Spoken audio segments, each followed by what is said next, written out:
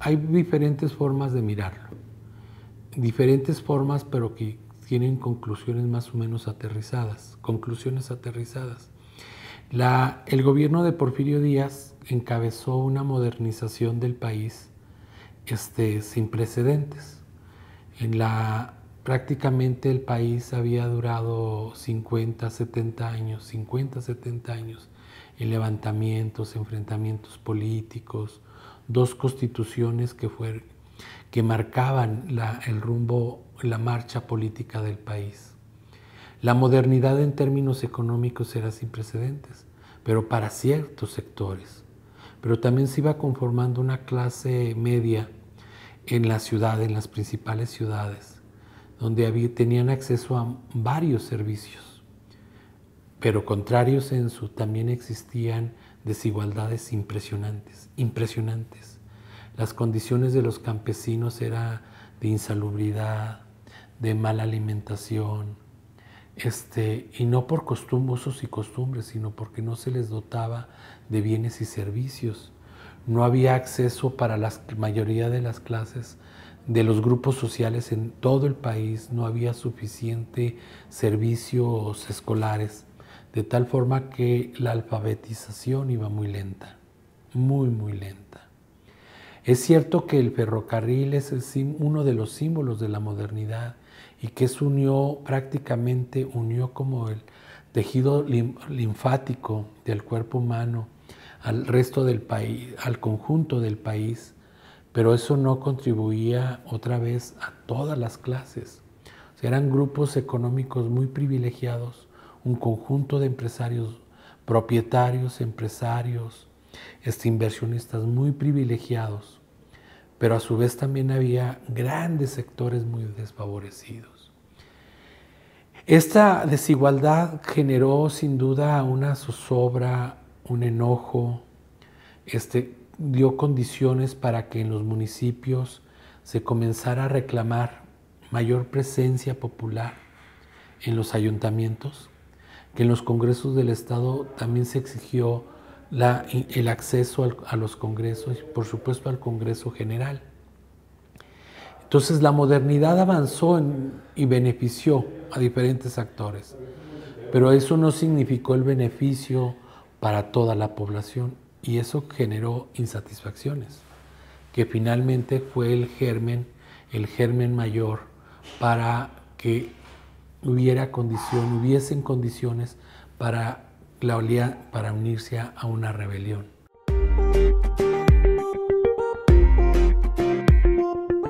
El levantamiento armado de Francisco I. Madero tiene una demanda fundamental, que era la democracia, hacer efectiva la democracia. Esto significaba que, otra vez, las clases medias, los pequeños propietarios, los contribuyentes sobre todo, en los estados que se involucraron en el levantamiento o en las regiones donde se involucraron, exigían representación de personas en el ayuntamiento. Se entiende por la temporada que la representación de las personas eran masculinos, mayores de edad, alfabetizados. No era entrar por entrar a los ayuntamientos, sino que fueran vecinos reconocidos. Pero sobre todo la democracia la tenemos que mirar en términos económicos, porque si no existía representación de los contribuyentes, no iba a satisfacer las demandas de ellos. ¿Qué significaba en la democracia la presencia de los contribuyentes? Que atenuaran tanto a exprimir al pueblo, tanto pago por las tiendas, tanto pago por las tierras, tanto por el comercio, tanto por las actividades económicas en los ayuntamientos. Y para entonces las viejas instituciones municipales, el ayuntamiento, no daban rotación a toda la población, a la población que correspondía de contribuyentes. Entonces ahí tenemos el otro factor que contribuyó al enojo.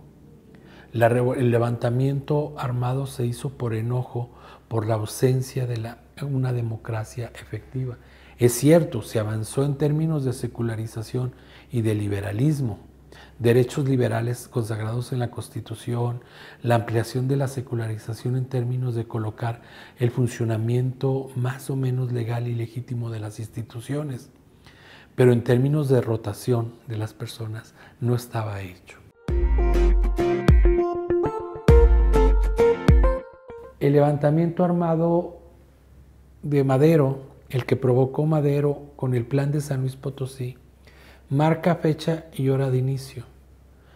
Y fue paulatino el desarrollo armado. Y cuando se levantaban en armas, como anécdota, es que leían el plan de San Luis. Y la pelea mayor era satisfacer a los pueblos. Ese resquicio, esas frases, satisfacer los requerimientos de los pueblos, se incrustó hacia lo que posteriormente será el plan de Ayala, de Emiliano Zapata. Pero es posterior, hasta el 11. Y Francisco Villa es un revolucionario, que es un hombre de armas en el 10, y en el 11 hace sus escándalos y se levanta en armas hasta el 2, hasta el 13. Es decir, hay que medir los tiempos son hombres con armas que estuvieron en el levantamiento maderista.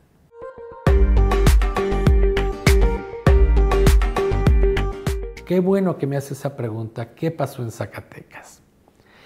En Zacatecas, el grupo de antireeleccionistas del sur de Zacatecas, que eran los Dos Cañones más Nochistlán, ellos estaban enojados desde un par de elecciones municipales antes y en las elecciones intermedio de 1910, Congreso del Estado básicamente. Y al estar organizados lograron una diputación federal, la única del país de los antireeleccionistas. Y tanto se emocionaron que ganaron, pero el Congreso no lo reconoció. El candidato triunfador fue don Guadalupe González Estrada, candidato por Juchipila, por un club democrático, etc. Pues se conocieron González y Madero en San Luis Potosí y decidieron que se iban a levantar en armas. Y uno de los hombres que influyó para el levantamiento y decir sí nos levantamos en armas, fue González. Otro grupo fue en San Luis Potosí. Y otro grupo muy importante en Zacatecas es en Concepción del Oro. Fue un grupo de obreros que también estaban cansados por la falta de democracia efectiva. El candidato ya de muchos años, 4 años, tenía 29 años cuando se levantó en armas, don Eulalio Gutiérrez Ortiz. En Concepción del Oro sí se levantaron en armas el 20 de noviembre, pero él era de Coahuila, el minero era de Coahuila y se llevó sus hombres a San Luis con los maderistas que se habían decidido levantarse e influir entre San Luis y Coahuila. Pero en el caso de Zacatecas, entre el 16, 17, a los hombres de Juchipila los atraparon porque hubo un desleal que avisó.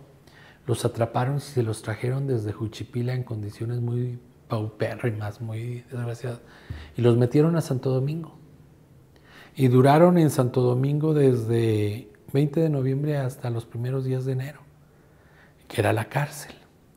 Y también se iba a levantar una parte de hombres propietarios, comerciantes, industriales, decían algunos de ellos, en el Teul de González Ortega. Ya estaban decididos a levantarse. Y ya cuando vieron que atraparon a los de Juchipila y atraparon a algunos otros en parte del estado, decidieron no levantarse. Y el líder fue a esconderse allá hasta Trinidad García de la Cadena, Estanzuela. El 20 de noviembre la revolución no empezó en Zacatecas, el levantamiento armado. La revolución debemos entender como todo el proceso. O sea, había condiciones para levantarse electoralmente, había condiciones económicas para levantarse, pero en términos de levantamiento, el levantamiento armado no es el sinónimo de la revolución. Un hombre armado disparando por ocupar una presidencia, ese no es un revolucionario. Revolucionario, la revolución es el proceso de transformación de las estructuras económicas, políticas, sociales y culturales de un Estado nacional. Una revolución no es disparar. Mi abuelo fue revolucionario, mi bisabuelo porque tuvo caballo y rifle, o porque anduvo hasta con este general de Chihuahua. No, no, no, no. Un revolucionario es el que influye, participa en la transformación. La palabra es clave. Es la transformación del Estado, que incluye la formación incluso de una constitución, que contribuye a nacionalización o liberación de bienes de la nación, tierras, aguas, etcétera.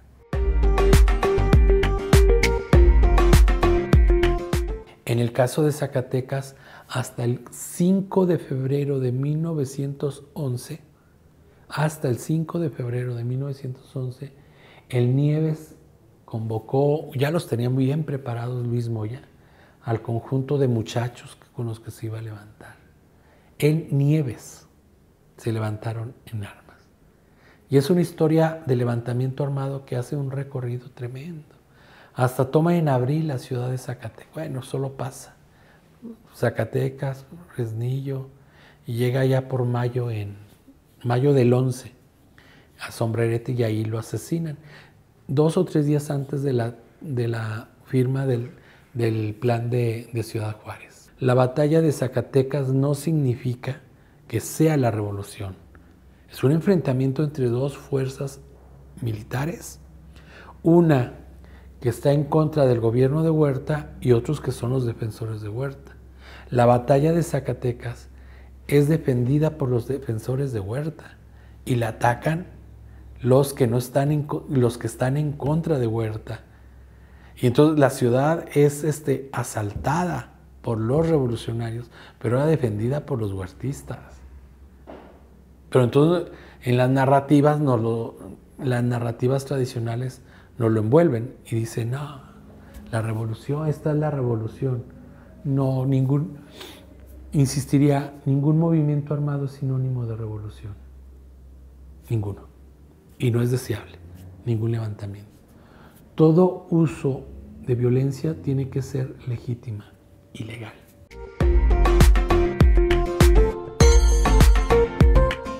En términos democráticos, durante el Porfiriato, pese al desarrollo económico y las modernidades que pudieron desplegarse, era un país con un jefe de Estado, un elector que influía absolutamente en todo, dentro del funcionamiento de las instituciones. O sea, tampoco es el todólogo que está en todo. La sustitución de ese gobierno, pues, entendemos que siguió el presidente de la República con un espíritu muy democrático, con mucha ingenuidad. Así repetiría, con mucha ingenuidad Francisco I. Madero, el funcionamiento de las instituciones fracasó. Luego vino un amplio periodo de 4 años de guerra civil intensa, desgraciada, con todo lo que significa eso, la desgracia de una guerra civil, enfrentamientos a diestra y siniestra. Pero luego viene la formación de la Constitución de 1917 y se hizo el nombre de la revolución.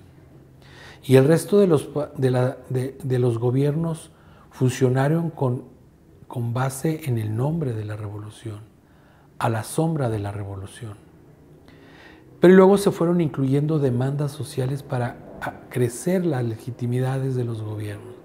Que si demandas agrarias, demandas de los derechos obreros, demandas de las clases medias, ampliación de la educación ahora sí para todos, ir ampliando el funcionamiento. Hay quien dice que la revolución concluye cuando se da la Constitución y luego viene otra etapa, la posrevolución.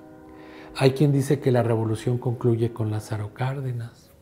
Hay quien dice que la revolución concluyó con las reformas de Salinas de Gortari.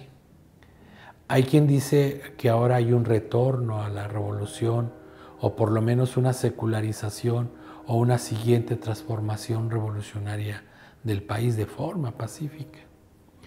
Son instrumentos retóricos y son instrumento, por lo menos es discurso decir que la revolución continuó, pero todo se hizo en nombre de la revolución. Hasta el licenciado Miguel Alemán es el primero que ya no participa en hechos de armas, pero el siguiente todavía participa en hechos de armas y en la vorágine de la revolución. La revolución dejó una lección en México. Lo nefasto de la guerra civil, lo nefasto. O sea, no es deseable ninguna guerra, ningún levantamiento armado. Todas las manifestaciones son deseables, porque se entiende pues que hay insatisfacción, enojo, desencanto.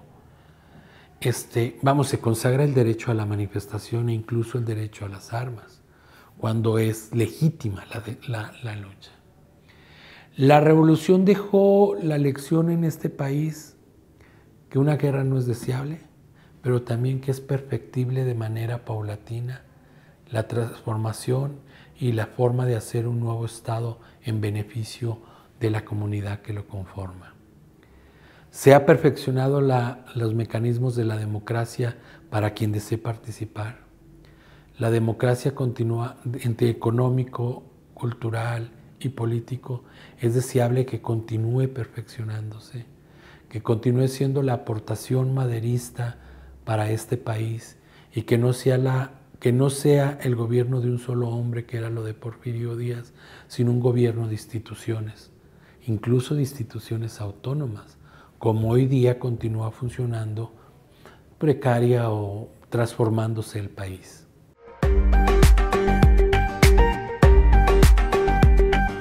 Es vigente la revolución ya solamente como un ciclo político, pero un ciclo político que sentó las bases de un país democrático en vías de transformación. ¿Es válido continuar celebrando? Es válido continuar celebrando la revolución, pero con los asegúnes de que en Zacatecas no es Villa el revolucionario. En Zacatecas los revolucionarios fueron los hombres que pugnaron por la democracia. Guadalupe González, Manuel Caló Calarios, y tendríamos que mencionar a Luis Moya, y citaría a dos hombres que no los colocan en el movimiento cultural que usted comentó en una de sus preguntas. Hay dos actores culturales que no levantaron las armas y que son muy importantes en el país y en el manto o en la sombra de la revolución.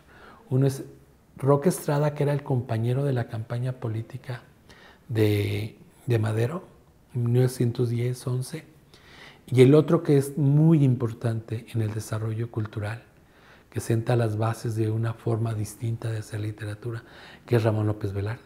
Y es un hombre que estuvo vinculado a Francisco I. Madero, siendo él un estudiante. Pero como es un poeta, entonces ya no lo colocamos como revolucionario.